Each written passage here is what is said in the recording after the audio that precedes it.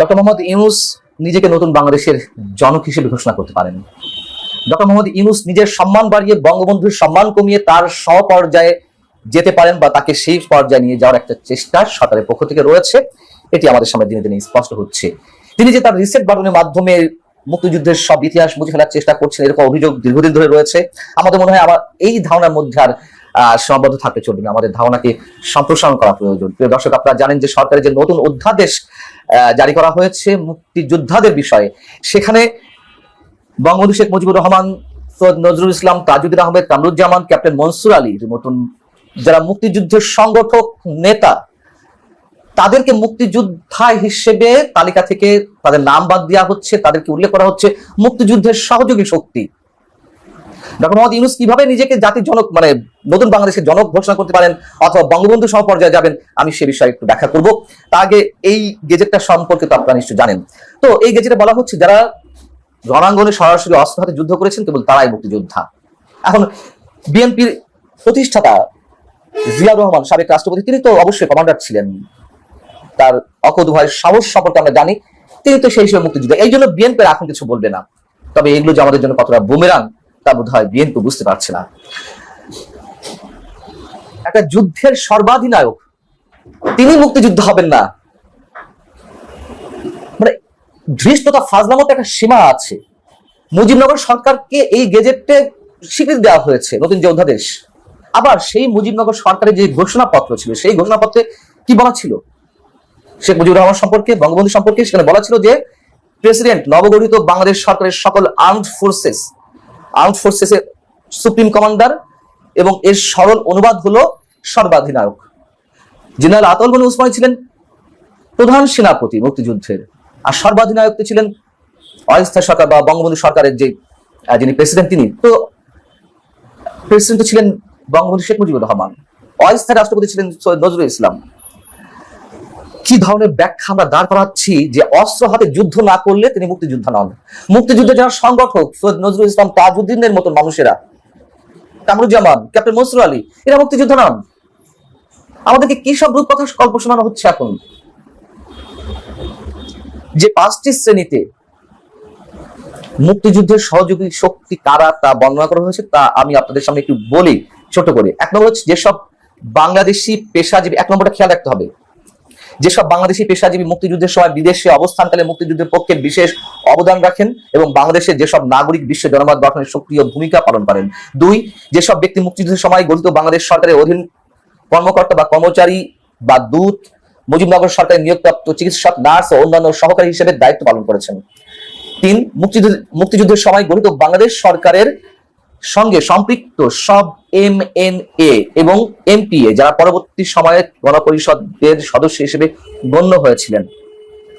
4, স্বাধীন বাংলা বেতার কেন্দ্রের সব শিল্পী এবং কলাকুশলী ও দেশ এবং দেশের বাইরে মুক্তিযুদ্ধের সপক্ষে দায়িত্ব পালনকারী সব বাংলাদেশি সাংবাদিক এবং স্বাধীন বাংলা ফুটবল দলের যারা সদস্য ছিলেন, তারা হচ্ছে মুক্তিযুদ্ধের সহযোগী শক্তি বা সহযোগী মুক্তিযোদ্ধা।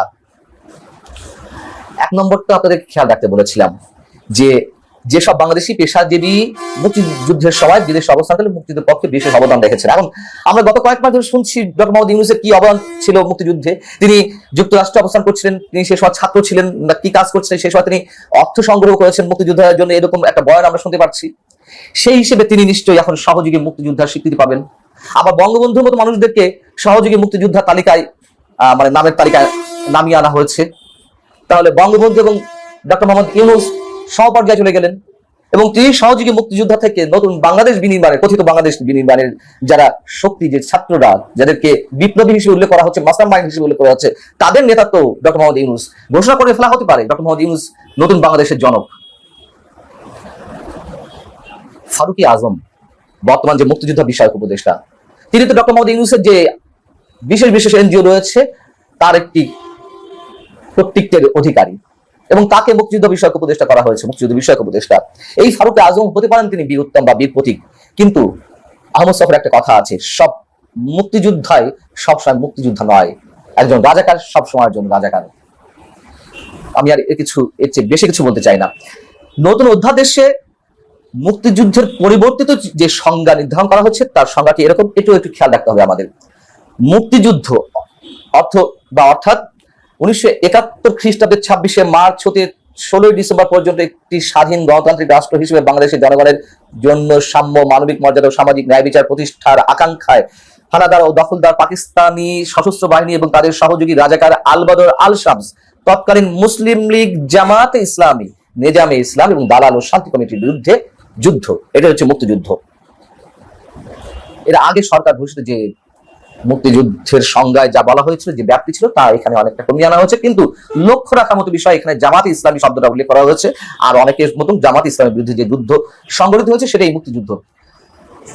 এইবার কি করবেন? জামাতে ইসলামী কি যুদ্ধাপরাধ সংগঠন হিসেবে তার বিচার করা হবে?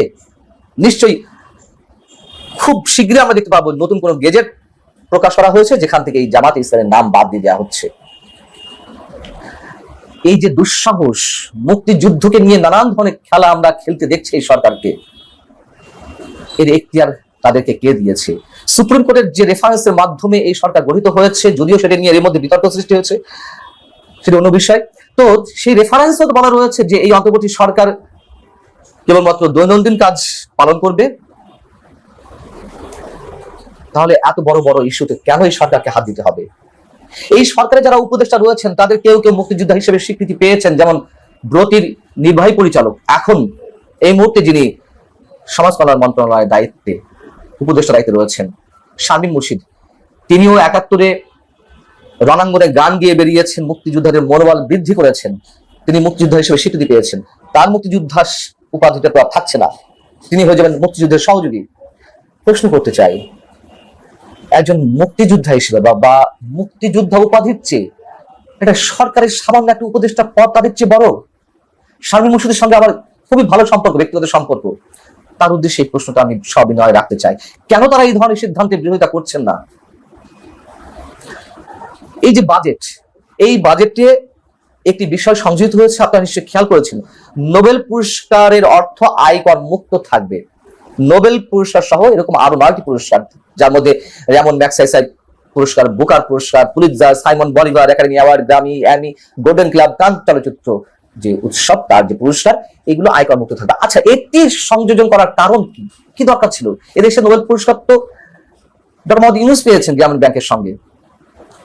তিনি, আমি যতদূর জানি, তার নোবেলের মাধ্যমে যে প্রাপ্ত অর্থ সেটির উপর কোনো আয়কর দেননি বা অব্যাহতি পেয়েছেন। নতুন করে এই যে পুরস্কারগুলো আয়কর অব্যাহতির কথা বলা হলো, কি কারণে, কি উদ্দেশ্যে? কারণ হচ্ছে এটি তার নোবেল নিয়ে যেন আর কোনো ভবিষ্যতে প্রশ্ন না ওঠে, অথবা তিনি যে নতুন নোবেল পাওয়ার চিন্তা ভাবনা করছেন, দেওয়া হতে পারে, পাশ্চাত্য শক্তি তাকে নোবেল, নতুন একটা নোবেল দিতে পারে, সেটি নিয়েও যাতে কোনো প্রশ্ন না ওঠে, আগে থেকে এই ধরনের একটা বিষয় বাজেটের মধ্যে সংযোজন করা হলো। কত গভীর সব পরিকল্পনা নিয়ে সব করা হচ্ছে আমরা বুঝতে পারছি। সেই জায়গা থেকে বলছিলাম যে নোবেল পুরস্কার বা ম্যাগসাইসে পুরস্কার, এরকম সব পুরস্কার আয়কর মুক্ত থাকবে, আগে থেকে সংযোজিত করা হয়েছে। তাহলে আমরা খুবই স্পষ্ট ধরে নিতে পারি ডক্টর মোহাম্মদ ইউনূসও সহযোগী মুক্তিযোদ্ধা হিসেবে স্বীকৃতি পেতে যাচ্ছেন। আর বঙ্গবন্ধুর যে স্ট্যাটাস সেটি নামিয়ে আনা হলো, সমপর্যায়ে নিয়ে যাওয়া হলো। অতএব যদি আমরা ধরে নেওয়ার চেষ্টা করি ডক্টর মোহাম্মদ ইউনূস নতুন বাংলাদেশের জনক, অবাক হওয়ার কিছু থাকবে না। তবে সবকিছুই একটা শেষ আছে।